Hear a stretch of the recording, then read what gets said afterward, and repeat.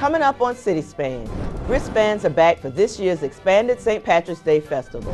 What you need to know about parking downtown for the parade and how social media is being used to help make this year's celebration a little easier to navigate and enjoy. This special green edition of CitySpan starts right now.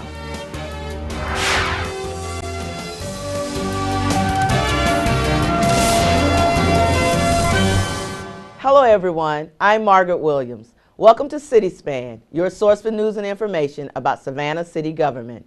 It's March, and that means it's time for Savannah's biggest celebration. Months of planning and preparation by almost every city department will be put to the test as we prepare for the hundreds of thousands of people who come to Savannah to enjoy our St. Patrick's Day festivities. In our All Things Green edition of CitySpan, we've got everything you need to know to help you make the most of this year's celebration. First up, the wristbands are back, and the festival zone has grown. Those are the two biggest changes in the 2013 edition of Savannah's St. Patrick's Day festivities. That and a much deeper lineup of entertainment for the after party, with 40 bands playing in several locations throughout the festival zone, offering a little something for everybody. After disappearing in 2011, wristbands are back. And if you want to drink outdoors in the downtown festival zone during St. Patrick's Day celebrations, you have to have one. But they're not required to enter the zone. Cost is $5 a day, and they'll be sold at bars, restaurants, and by roaming vendors. Drinking outdoors in the festival zone without a band will cost you $67. Organizers say better security and entertainment are the main reasons behind the move. Number one is public safety, because if we don't take care of public safety, we've seen this again and again in the news. You have a bad incident and you lose tourism. Number two is basically covering the whole thing of entertainment, because it's intertwined. If you keep people entertained, they don't try to entertain themselves doing things that they shouldn't be doing. And I would say the third thing is offsetting the expenses, the infrastructure type expenses, the expenses of the cleanup. It's quite substantial. If you don't keep the trash cans empty, people throw the stuff on the ground, now you got another cleanup issue. Everybody wins. There's nobody losing in this thing. Marty Johnston, Director of Special Projects for the City of Savannah, says that while the bands do help with security, the main purpose is to provide a relatively painless way to help defray the cost of staging such a big event. To hire 40 bands, to get liability insurance, to hire lighting and sound guys on 6 to 8 stages, to get security around those stages, even putting together selling the wristbands and what that costs. Everybody has to be bar carded that sells a wristband, so there is an expense in all of that. There are expenses involved in any kind of entertainment or anything you do. And so this will just help defray that cost. Johnston said the festival zone is much bigger this year, stretching roughly from Martin Luther King Boulevard to East Broad and south to Broughton. Road closures will affect a wider swath of the city, limiting access and parking. Coolers, bicycles, skateboards, fireworks, and animals will not be allowed in the zone, except for residents. For the latest information, check the city's special St. Patrick's Day online guide at savannahga.gov. This year's festival will be the biggest ever when it comes to live entertainment, offering 40 bands on 6 stages over 2 days across the downtown festival zone. And Savannah Waterfront Association Executive Director Jim Downs says bigger is definitely going to be better as festival organizers continue to up the entertainment ante. The entertainment this year is going to be fabulous. We have over 40 live performances on 6 stages throughout the downtown area. We have 3 stages on River Street. There are 2 stages in City Market and 1 stage on St. Julian Street, which will provide a very eclectic offering between pop, rock, funk, reggae, country. It's a little something for everybody. Last year we had DJs and limited live entertainment. This year with 6 stages, over 40 live performances, we've really upped the ante this year. It's going to be exciting. Downs compared the $5 price of wristband for those wanting to drink outdoors to a bar cover charge to see a band. Only you get to access 20 different bands on any given day.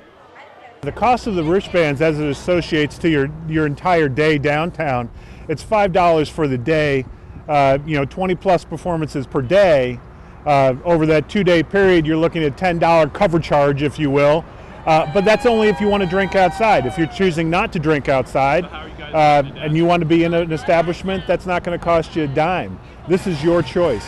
So the idea of paying $5 for really superior entertainment based on previous years adds that much more added value to what you're providing, or we're providing. Of course, the centerpiece of Savannah's Irish celebration is the parade. Billed as one of the largest in the country, it's a tradition that dates back over a century and a half.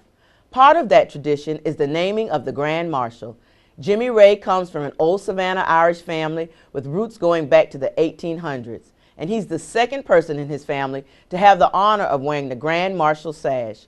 He'll be surrounded by much of his family who will act as aides when he steps off for this year's parade, the 189th edition of Savannah's premier event. He traces his Irish heritage back to Limerick and Cork, and his family's been in Savannah for 150 years. So for Jimmy Ray, who's been a member of the St. Patrick's Day Parade Committee for 4 decades, leading off as the Grand Marshal this year will be a particularly proud moment as he follows in his father's footsteps. Being an aide to my dad in 1989 was wonderful. That was 24 years ago, and it just seems like it was yesterday. We were standing in this park ready to go through the parade, and now I get to walk in front of the parade finally as the Grand Marshal. Ray said he expects a leaner parade after last year's record-setting number of entries, but he said it will still be filled with the perennial favorites. I think it's going to be a little bit less because we've got a window of time to get the parade started at 10:15, and they try to get it through by 1:30, 1:45, because you got to remember people have been on the parade route since 6 o'clock in the morning, and some of them are having a little bit too much fun. Every year, of course, there's special things like the Clydesdale horse team comes up with Budweiser. People love that. And also, how many of the Irish police officers and firemen from New York, Philadelphia, New Jersey, Chicago, and also the pipe bands from Long Island and all up there. I think there's 17 pipe bands come every year from there. And the police officers and the firefighters, they love coming here. You know why? Because they get treated like kings and queens, the ladies. Though St. Patrick's falls on a Sunday this year, Ray said the parade is being held on Saturday so as not to conflict with downtown church services. He said it's the only time when St. Patrick's is not celebrated on the day on which it falls. As for turnout for this year's parade, Ray wouldn't make any predictions, but he said it would depend on the weather, and forecasts are looking promising. Coming up on CitySpan, parking downtown on Parade Day, what you need to know. And later, the miracle of St. Patrick's Day.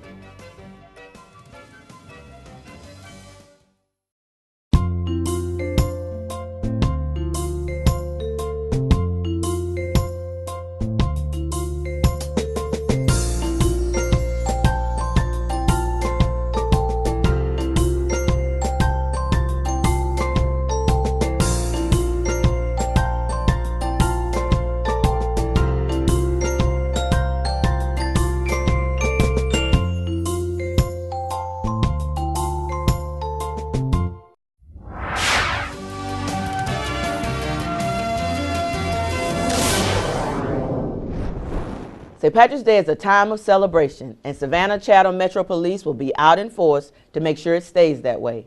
For almost a year, they've been refining a plan to patrol a party that crams tens of thousands of people into a 1 square mile historic district. Command posts set up near River Street and City Market will quickly process those arrested. Recorder's Court will hold night court Friday and Saturday so those caught for minor offenses can quickly pay their fine and get out. All of it will be coordinated from a brand new command and control center which is equipped with the latest communications and surveillance technology. This is going to be the first major event that we're using it for, so in some sense we're kind of eager to get down there and see what its capabilities are and how well it works. And like you said, it's state of the art. It's got some of the latest technology. So you've got stations set up, you've got IT infrastructure in place, you've got phone lines in place. You'll have the ability, also radios. So it's, I guess to the person who doesn't understand what this would be used for, it's basically a command and control center where the key figures can all be located. So you can have police commanders, fire commanders, other city staff, other involved entities. So for example, during the parade committee will have a representative down there. Southside Fire would have people. This year we plan on having people from parking services, and that's how we will know what parking garage is going to be full, because we'll be able to keep tabs on anything going on inside the parking garages. No Metro police officer will get the day off during the two-day festival, and during the parade, they're calling in reinforcements from across the region. We've done a couple different things. For starters, probably the biggest thing that we deal with each year when it comes to St. Patrick's Day is this really stretches our manpower. We can always use more manpower. So each year you've kind of seen us go out and ask for additional help. This year, and we've always gotten help from GSP, the Sheriff's Department, Board of Education, Police. Last year marked, I think, the first time we even went to some of the local municipalities, and I don't want to leave anybody off, but everybody from Tybee Island out to Effingham County, including like Armstrong and Savannah State, everybody in between for the most part. There's a couple agencies who are not able to help us this year, but people are coming and we've asked them for assistance and they're able to provide. That puts more bodies in play for us, more police bodies, and that's one of the big things. It should be no surprise that most of our problems during the festival are caused by excessive consumption of alcohol. Partiers should celebrate responsibly. Citations for minor violations range from $67 for consuming alcohol in the entertainment zone without a wristband to $375 for disorderly conduct. Those arrested on more serious offenses will sober up quickly after spending time in jail. I think the biggest thing is come downtown, enjoy yourself. There'll be a number of things going on. Drink in moderation. You know, usually if we have a problem, most of the time it involves somebody who has had too much to drink. Let's be candid about that. We recognize that this event draws large numbers of people, and that alcohol plays a part in that. That's fine. We can deal with that. We've dealt with it for years. It's not a big issue. But when you look at the individuals that get involved in bad situations, historically it's because they've had too much to drink. With huge crowds expected downtown for this year's parade and festival, parking is sure to be at a premium, but not to worry. With several options available, getting in and out of the city and even landing a parking spot is possible. The city operates 5 public parking garages, all of which will be open 24 hours a day, Friday and Saturday, March 15th and 16th. And while those garages can provide worry-free parking options, there are a few things you need to be aware of. We are charging $15 for parking Friday and Saturday for the 2-day festival period. Our garages will be open to the public beginning at 5 a.m. that morning, and people are available to park during that time. Some of the things that they should remember is, particularly for 2 parking garages, Bryan Street and State Street Garage, those garages are in the midst of the parade route. So people who park in those 2 garages should expect to be in there at least for about an hour or so, hour and a half after the parade has completed.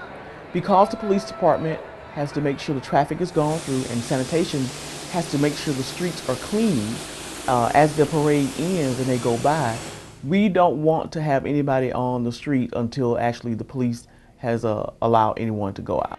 In addition to the city's garages, the city is offering prepaid parking at 3 parking lots downtown on parade day. Cost is $15 and will guarantee you a space on parade day. As for metered parking, regular rules apply except along the parade route. Metered parking will be as usual on Friday. All meters will have to be paid, they have to be fed. It's business as usual on Friday. On Saturday, parking is free on meters.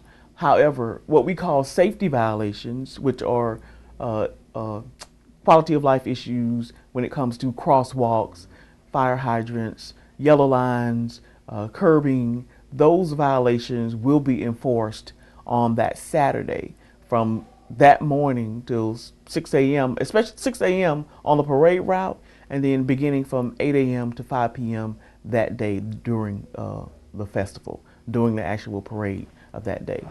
And cars parked along the parade route that Saturday morning, the police will be out early that morning, and if their car is parked on the parade route at any point in time, the vehicle will be towed. So we want people to be cautious and make sure they read all the signage and obey the signage for parking so that their vehicles won't get towed off of the parade route. The most important thing is that, and make sure you park legally on the day of the parade, because we will be enforcing during the time. For those who want the convenience of a worry-free ride downtown without the need for parking, you might want to consider using the lot at the International Trade and Convention Center on Hutchinson Island, which offers free water ferry service, or taking a cat shuttle into downtown. Chatham Area Transit is operating a shuttle from 3 different locations, and they will be dropping off at Houston and Oglethorpe Streets.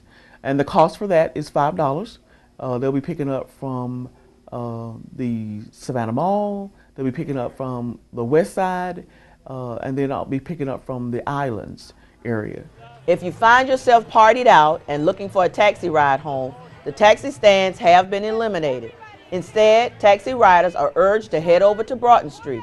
Also remember that there will be no parking in the River Street public lots beginning on Thursday and continuing throughout the festival.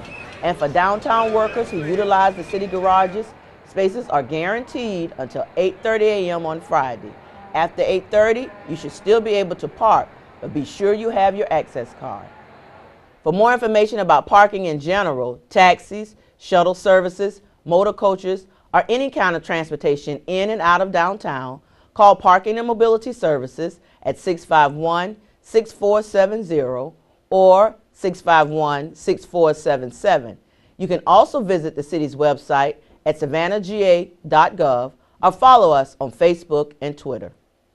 Savannah's historic squares, especially those located along the parade route, provide a perfect gathering spot for friends and families to socialize, people watch, and enjoy the festivities. But before staking out your spot, there are a few rules we'd like you to be aware of. The first thing that we want people to know is they're not allowed to set up in the squares until 6 a.m. of the parade day. And that's in response to people setting up earlier and earlier as we've gone through the years. Sometimes people are camping out 1 day and then 2 days ahead of time to get the prime spot in their favorite square. We just couldn't have that anymore, so what we decided is 6 a.m. parade day, we're pulling back the ropes, allowing everyone in. It's a bit of a land grab in there, but it's a very brief one. And after about 10 minutes, everyone's pretty much settled. The second thing that people need to know is this is a family-friendly event. It's not a place to really party down. It's a place to meet your family and friends, kick back and watch the floats as they go past. Again, see your loved ones. So we ask people to be respectful of their neighbors. And while the squares may provide a great vantage point for parade watching, it's important to remember that these are public spaces being shared on parade day by thousands. Remember that private portable toilets are not allowed on public property and will be removed. The only things that are allowed actually inside the squares is a 10 by 10 tent. So your tent can be no bigger than 10 foot by 10 foot. The other things that are allowed are coolers are allowed, lawn chairs are allowed, and a simple table is allowed. But really nothing else besides that. No other types of furniture are allowed in there. No grills are allowed. We don't allow a professional bar in there with a bartending staff is not allowed. No advertising of any sort is allowed as well. Our squares are not for commercial purposes. They're for the enjoyment of our residents and visitors. And we want to keep it that way for the parade. It's also important to remember that these same rules apply to all public spaces, including sidewalks, including medians. You're not allowed to block a street, so just be aware of that. You can park again, or you can set up your little area again anywhere along the parade route where the road is blocked. but any open street you don't want to sort of be on as well. And certainly as you're bringing your equipment in, make sure that you park your car in a legal parking spot. And while portalets may be off limits in the squares, when nature calls, well, not to worry. The city is bringing in hundreds of portalets for this year's event. The city rents about 450 portalets, and they're spaced throughout all the way from the staging area south of Gwinnett all the way down to River Street and City Market area. 250 are deemed as being on the parade route, whether it's in the Abercorn corridor, the Bull Street corridor, or over in Emmett Park, Broughton Street, or over East Broad. So within the parade route, within a half a block of the parade route, there's about 250. What we're also attempting this year with the company that has the service for us is we're going to try to not necessarily service them. That's impossible to do during an event with such a large crowd. Trucks that they have are such large. So we're going to at least try to restock them and clean them up just a little bit. It's hard to do that with a portalet in the middle of a parade with the number of people we have here. But we're going to, we feel like we need to do something to help make it a little bit, the experience is not as bad as it has been in the past. And while we certainly want you to enjoy the squares before, during, and after the parade, we ask that you respect them, respect those around you, clean up after your celebration, and be prepared to leave as soon as possible after the parade is over. That's in part because we want to return these spaces to the public, and largely in part because we need to allow our sanitation crews to get into the squares, clean them out, and restore them to an appearance that our residents and visitors are used to. Ahead on City Span, cleaning up after the big party. It's a St. Patrick's Day miracle.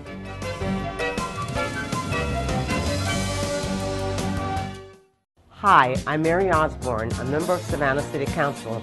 I'm also a registered nurse who knows firsthand that the performance of CPR can often mean the difference between life and death for a victim of sudden cardiac arrest. The City of Savannah is on a mission to train 6,000 residents in the simple form of this technique called hands-only CPR. We're offering free classes at locations across Savannah. The class is only 45 minutes and could mean all the difference. Go to our website to sign up for classes today.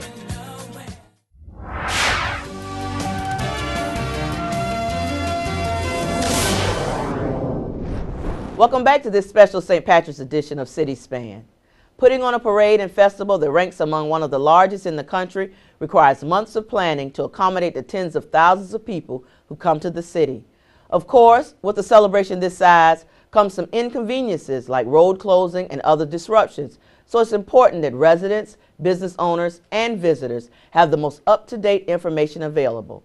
By using social media sites such as Facebook and Twitter, and our own website, savannahga.gov, we're ready to keep you informed so that your celebration is fun and safe. Saja Hours with the city's Public Information Office has more on how you can have the latest updates available right at your fingertips. The city has set up 2 special social media accounts specifically for St. Patrick's Day information this year. One is on Facebook, so it's facebook.com/savstpat. And the other is Twitter, twitter.com/savstpat. And the idea is to use these outlets to get really timely, up-to-date information out to the public. We want to reach people as quickly as possible to let them know information, anything from street closures, public safety updates, to things like bathroom lines are really short in this area of town, or there's parking available in this garage. So the idea is that we'll have people in the field who can get these updates radioed in to people who are in the control or the command center, who will then be able to put the updates online, and folks who are out enjoying the festival can get them on their smartphone and have the information right away. Facebook and Twitter are both free services, so all you would have to do is either on a computer or on your smartphone sign up for a free account either on Facebook or on Twitter, and then you'll automatically get updates from the city. And we also encourage people, once you've signed up and you're following these feeds, to give us feedback, to use these outlets to ask questions or make comments, because the folks that are monitoring these accounts can respond to them as well. We're very much hoping that it'll be something that will connect people immediately to what's happening downtown. We'll let them know what's going on very specifically and very much in the moment. It seems something of a miracle. After the revelry of St. Patrick's Saturday night, Savannah residents wake up to a sparkling clean city Sunday morning. No crushed cups underfoot, no empty plastic bags blowing like tumbleweeds across open squares. But it's not by chance. It's all thanks to a lot of hard work by city sanitation crews, whose unsung role in bringing the St. Patrick's Day Festival to a close is key to getting the city back on its feet after the party's over. While revelers sleep, Savannah is picking up the pieces. Literally. In the wake of a huge all-nighter with upwards of 500,000 people, sanitation crews roll through the streets. They work with the precision honed over years of dealing with the biggest cleanup operation on the city's annual calendar. The invisible characters come out at night where no one can see, that preps the city back and gets the city back into shape on cleaning it up, from every cigarette butt to every possible matter that could happen down here. We cleaned it up by 7 a.m., 9 a.m. of the next morning on that evening following the St. Patrick's Day parade. So it's a lot of manpower that comes down here, and to maintain all of this whole downtown area that they maintenance and clean up and get it back into shape. And about 9 o'clock the next morning, it looks like nothing never happened. Those are the unsung heroes that's out there. John Dinion, Director of Residential Refuse Collections for the City of Savannah, says the task is huge and requires a lot of planning and a concerted effort from the sanitation, park and tree, and downtown services departments. And given that it's on a Saturday again this year, the city's put on additional personnel after last year's record-breaking crowds. It's a sea of debris. It's just, the paper cups and the wrappings and food waste and stuff like that on the street. It really is a collaborative effort, and I mean, there are hundreds of people that work on this. Last year was just the biggest one we've ever seen. We really had to struggle to get through that. It was a lot of debris. So this year we're bringing in more people. We're attacking the parade a little differently. We're going to have little different sections of the parade. Hopefully we're going to help not only us, but help the people get out of downtown quicker by getting out of their way faster. So it's a continually improving process. Dinion said their goal is to be off River Street first, because merchants have to take deliveries for the following business day, and access is limited. The goal is to be finished with the entire cleanup by 6 or 7 a.m. Roderick Rivers is on the front lines of the crews that go in to begin the massive cleanup around 3 a.m. on Sunday morning. It starts with crews blowing all the trash in the festival zone into the streets, and then the sweepers move through. When you first walk down from seeing it, you see cups everywhere. Basically, the road is cups. And I mean, when you're walking, you're walking on cups. Okay, well, when we start up, each department has a section that they take care of, and one starts at one end of River Street, and then you have two that start in the middle, and you have one that starts on MLK, and we all work toward each other. Once that's complete, sweepers come through and they take care of everything from there. Then we do the lower factors walk. Then from there we go to Bay Street. And they work their way south. Rivers said despite projections for St. Patrick's Day, crews always plan for big turnouts and long nights. And they're ready to stay for as long as it takes. Getting it done. Yeah. Getting it done and making sure, everyone is, pleased with the work. And then from there, we consider going home. But as long as it's out there, as long as they need us, then we on task. By the time the sun comes up, they will have carried away an estimated 20 tons of refuse. And finally, thoughts can turn to sleep and planning for next year's St. Patrick's Day celebrations. That's going to do it for this special edition of City Span. Don't forget, for the latest in news and information about the City of Savannah, keep it tuned to SGTV or visit our website, savannahga.gov. And remember, you can get the latest St. Patrick's updates at twitter.com/SavSt. or facebook.com/SavSt. From all of us here at the City of Savannah, have a safe and happy St. Patrick's Day. I'm Margaret Williams. Thanks for watching, and thanks for making Savannah your home.